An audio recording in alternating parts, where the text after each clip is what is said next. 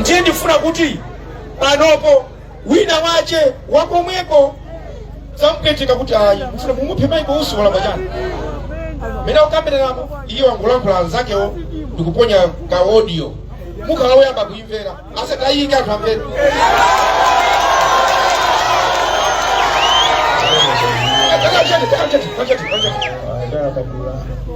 musalole zimenezo awuzeso aphakamisawo nkhani imene asayilole asalole nkhani zimenezo anyamata onse muuzane nkhani imene itine pafalamu paja nayamba kuimva kandi 4 days sopano manganya asowe manganya must be disciplined manganya asokoneza ulula zisisi yakwesa chipani chake chitata kwesecho lekeza lipopo musalole lekeza lipopo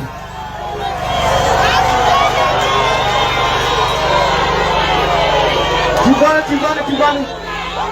Kaika ni ndibe nani mwana. Ndibe nani kifungo mtu.